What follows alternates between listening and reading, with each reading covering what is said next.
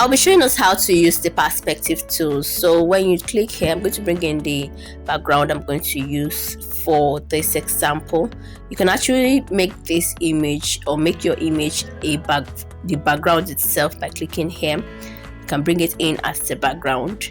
I just want to give us or show us something. So I'm going to go back, that is undo what I've just done, remove the backgrounds. Still on the background tool, I'm going to make the background the black color so you can see what I'm doing clearly. Next, I'm going to import the image I want to use as an example to show us how to use the perspective tool. So I brought in my image, so I'm going to search for perspective itself. Now enable it. Use the pointers at the edges of that image or of your image to organize your work and give it that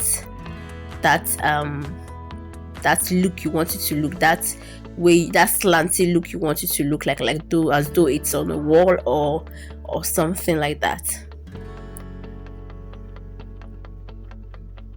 So I'm dragging all the edges to fit in that background I brought in. Next, I'm going to click up here and then click down here to merge both shapes into one, to make them one.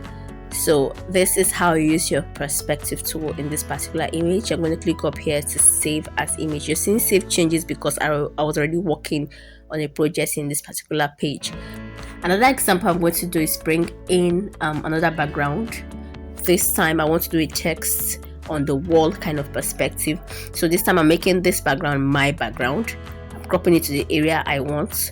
Then I'm going to click on the A and edit what I want to type in. So I've done this particular font. I'm going to go to fonts, under font, and I picked April Fat Face. Yes, that's the font I used for this particular write-up.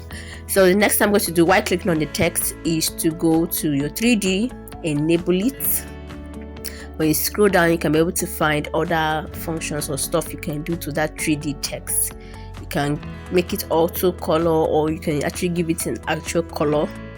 So I like to give my 3D effects a dark color, so I'm going to do that later. Now the Y rotation is the one that gives you that perspective now I'm talking about. Makes it look as though your text is written on a wall. So your Y rotation on that 3D can be able to give you that. I found this more effective than using the perspective tool itself. Then you can rotate it a little bit on that Z rotation. Then I'm giving it the color so you can see it clearly now. See how beautiful our text looks like. Now the light angle is to show where your light is shining from. All of this, I'm going to leave them as they are.